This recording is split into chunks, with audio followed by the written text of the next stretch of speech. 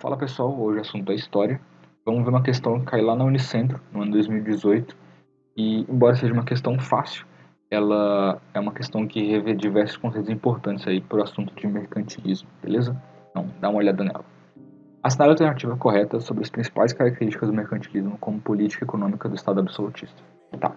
Letra A fala o seguinte: balança comercial favorável, bulionismo e sistema colonial.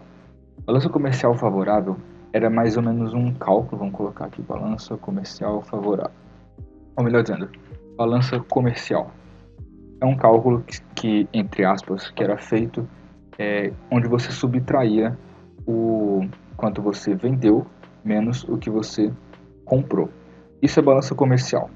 Quando a gente falar de balança comercial favorável, esse cálculo aqui ele vai dar um valor positivo, ou seja, quando isso aqui é favorável, isso daqui é maior do que zero, trazendo um pouco para matemática.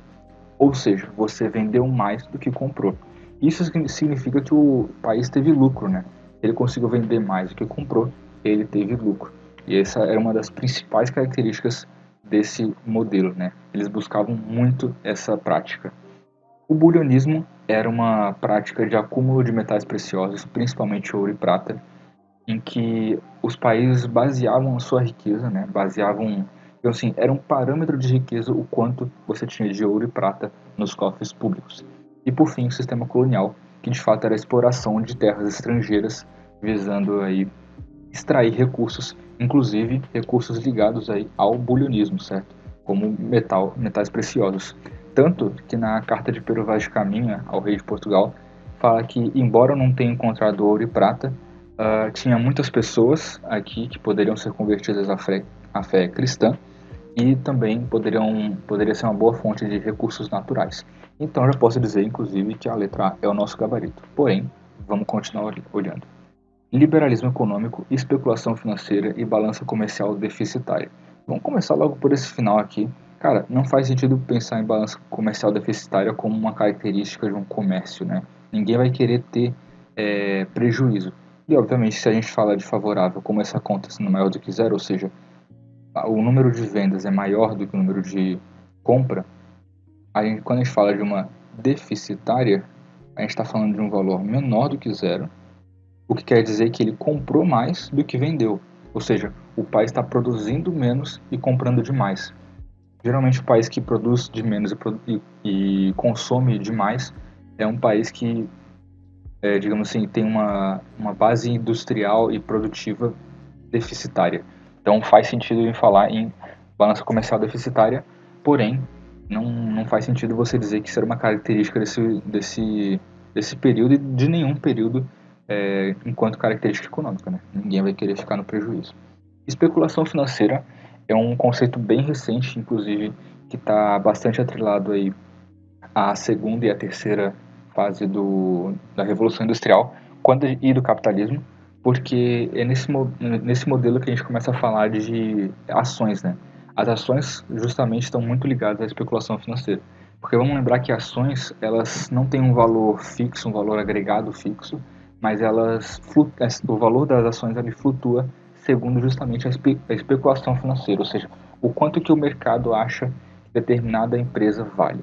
Então, a especulação financeira é justamente isso. É o quanto que uma ação ela vale dentro do mercado. E esse valor ele pode variar sim. Acho que o melhor exemplo disso são as ações da Petrobras, né? Quando estourou aqueles escândalos de corrupção dentro da empresa, a especulação financeira da empresa foi lá para baixo, então o mercado entendeu que as ações valeriam menos. Inclusive, muita gente ficou no prejuízo. E liberalismo econômico também não faz sentido nesse momento. Vamos lembrar que o liberalismo econômico ele vem junto da primeira revolução industrial. E o grande nome do liberalismo econômico, inclusive, acho que é bom anotar aí, é o senhor Adão, né? Ou Adam Smith, ok?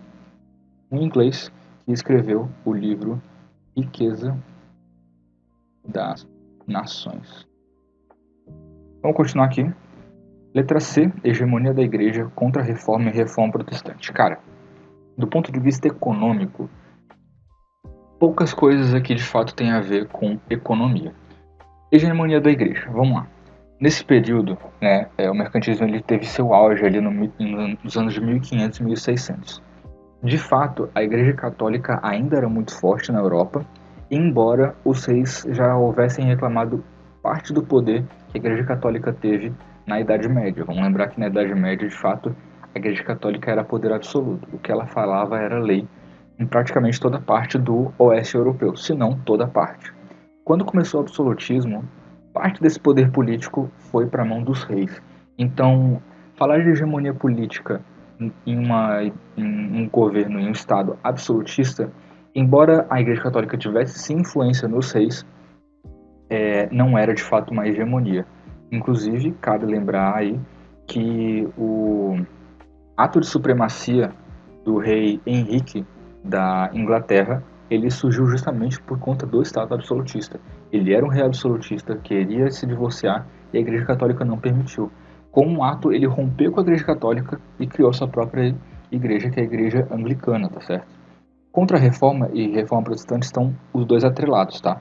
A Reforma Protestante, vamos lembrar que ele tem a ver com Lutero, né? E com Lutero tem as 95 teses, perfeito?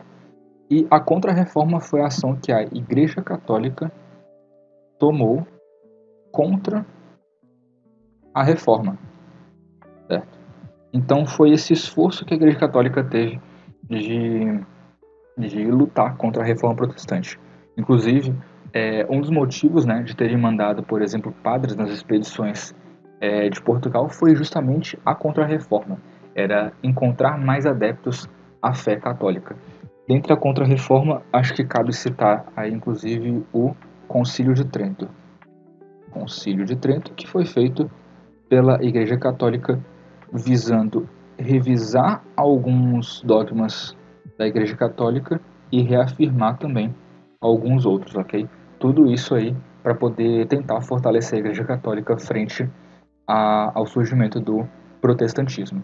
Agora, do ponto de vista econômico, a gente já viu que isso não se relaciona muito com o assunto, né? Quando a gente fala de reforma protestante contra a reforma, a gente fala muito mais de uma questão religiosa, embora política também, não muito comercial. Porém, vale lembrar que a Igreja Católica ela era contra a usura, ok? Que, de um modo geral, pode-se dizer que seria o lucro em excesso. Porém, os protestantes não. Os protestantes, na verdade, inclusive falando aqui de Calvino, ele falava até mesmo que o trabalho dignifica o homem, né? Então,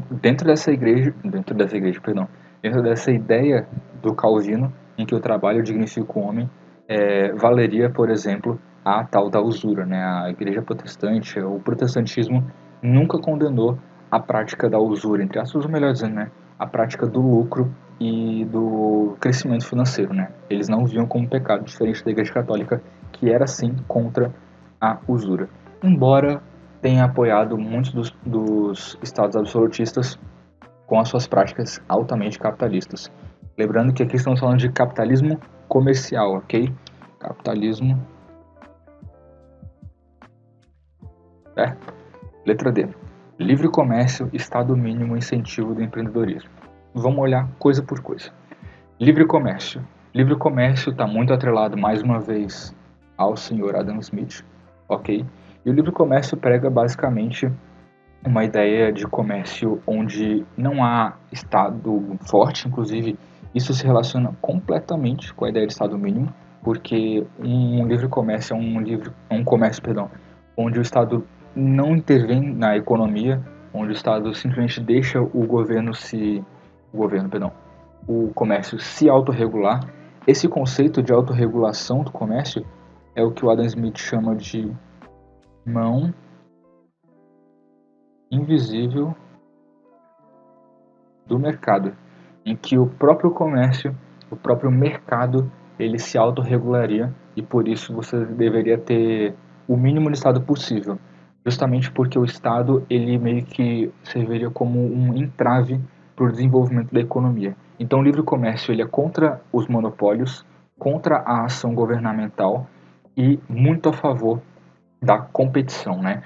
O Adam Smith, inclusive, dizia que a competição é justamente o que leva ao fluxo, né, a dinâmica do comércio. E, por fim, incentiva o empreendedorismo.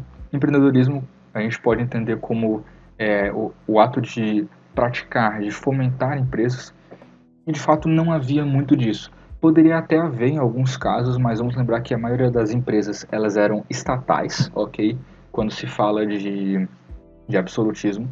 Então, por exemplo, a Companhia das Índias Orientais, Ocidentais, elas eram, embora tivessem pessoas particulares por trás dessas empresas, quem financiava e dava aval para essas empresas funcionarem, era o Estado.